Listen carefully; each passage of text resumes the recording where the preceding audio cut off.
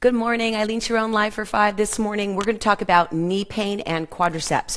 There is a direct correlation between knee pain and quadriceps being really tight and yanking on the knee. So I'm going to show you several really good quadriceps exercises to do or stretches you can do that are really effective. The first one is a traditional stretch. Now, a lot of us do the knee back, squeeze your ankle or hold your ankle and tighten your buttocks. This one's a lot more effective if you've got a stretching strap or something to hold on to.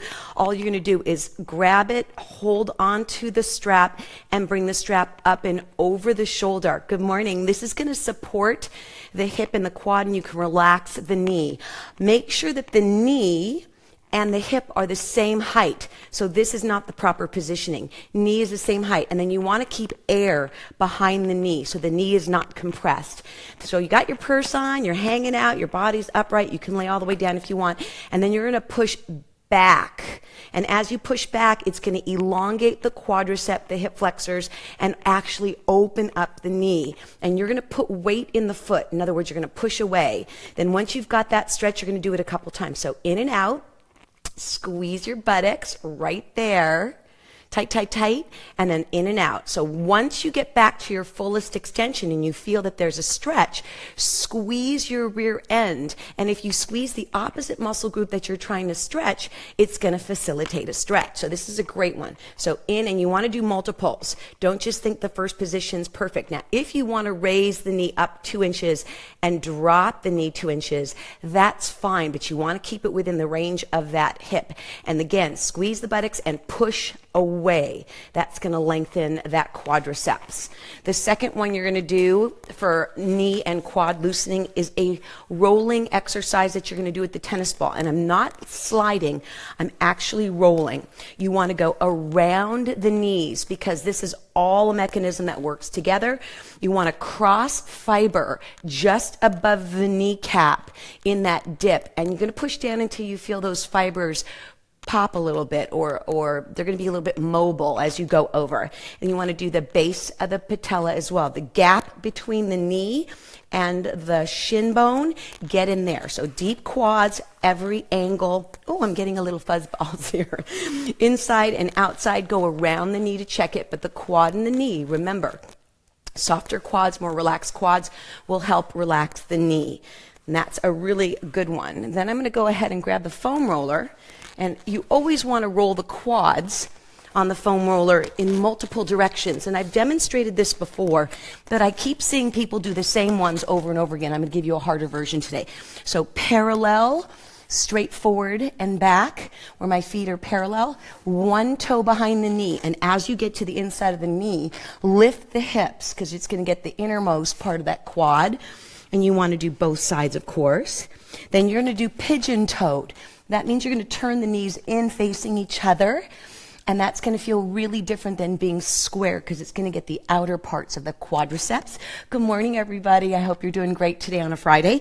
And then we're going to take those knees open in this little froggy position. It's not a really pretty position, but as you get to the inside of the knees, you're going to lift your hips and roll that way.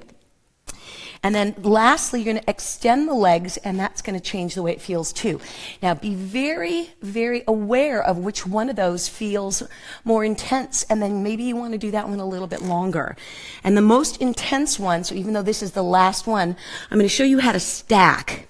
So one leg on top of the other. This would be for a very advanced roller, but I'm doing IT, quad, and a little on the inside. So it's stacking both legs on top so that you're getting some really good pressure.